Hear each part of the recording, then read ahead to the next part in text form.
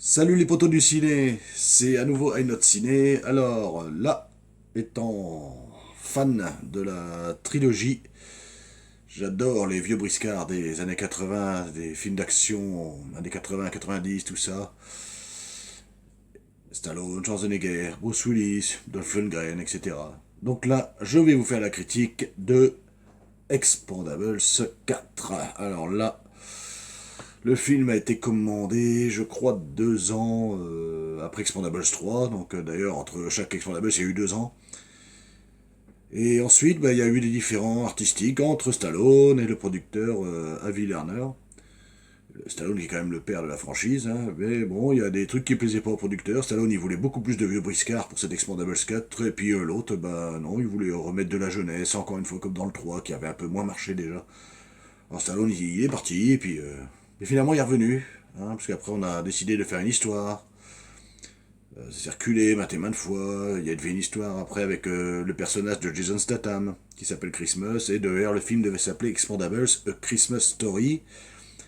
Et finalement, ça devait être un film à la gloire de Jason Statham, et c'est un peu ce qui s'est passé avec cet Expendables 4 d'ailleurs. On en reparlera après. Et au final, c'est ce qui arrive.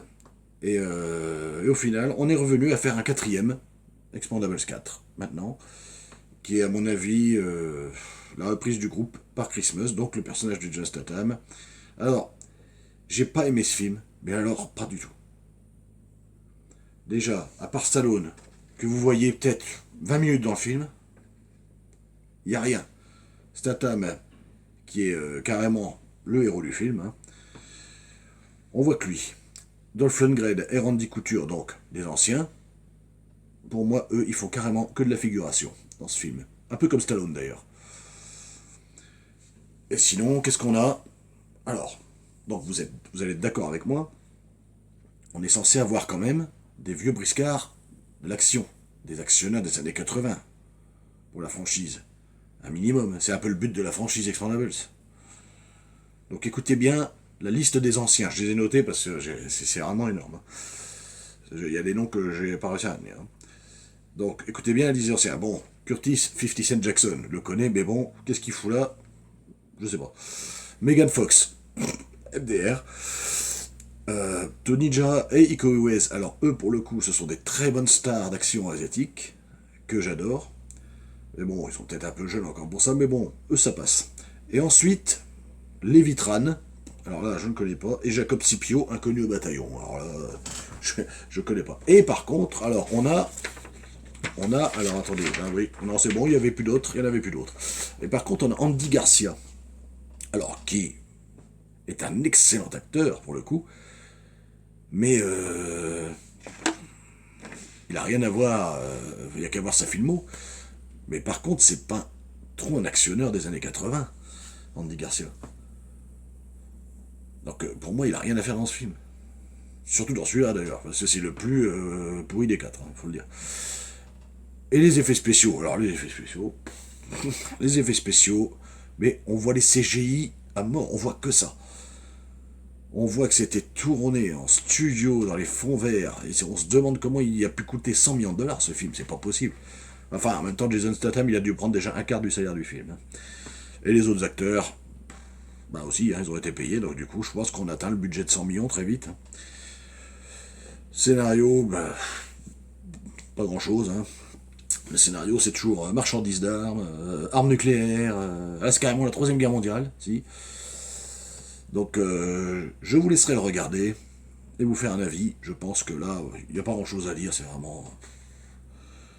Que les trois quarts des gens seraient d'accord avec moi, je pense que vous le verrez. Mais c'est que c'est une mauvaise suite, une daube sans nom. C'est c'est ni fait ni à faire en fait. Allez, si vous voulez regarder, pour voir comment c'est mal fait, si vous voulez rigoler, mettez-le, vous allez vous marrer, c'est sûr. Et je vous le redis, j'adore la trilogie originale, j'adore les trois premiers. Parce que c'est du bourrin, c'est actionneur comme dans les années 80, comme on aime. Mais là, c'est carrément du foutage de gueule. Honnêtement. On voit Stallone 20 minutes, Statham, on voit que lui, les autres on les voit pas. C'est ça, Les effets spéciaux sont pourris. Regardez les 3 autres, et regardez celui-là après, vous allez vous dire, là, ils se foutent vraiment de notre gueule. Et ils ont mis 9 ans pour faire ça.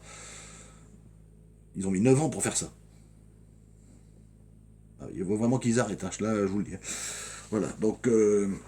enfin, ça m'a dégoûté ce film, hein, franchement. Moi qui suis un fan, ça m'a dégoûté. Alors, si je veux rigoler, je le regarderai comme ça, si j'ai envie de rigoler. Ouais, pourquoi pas. Histoire de faire un film du dimanche après-midi, voilà. Alors voilà, faites-vous votre avis vous-même. Je pense que beaucoup de gens sont d'accord avec mon opinion. Après, il y en a qui peuvent aimer. Ça ne concerne que moi, hein, évidemment. Hein. Chacun peut faire son propre avis, mais je pense que beaucoup de gens vont détester ce film par rapport aux 3 autres. Voilà. Alors en tout cas, abonnez-vous et likez. Et on se retrouve bientôt, parce que j'ai encore une vidéo à faire. À bientôt. Salut!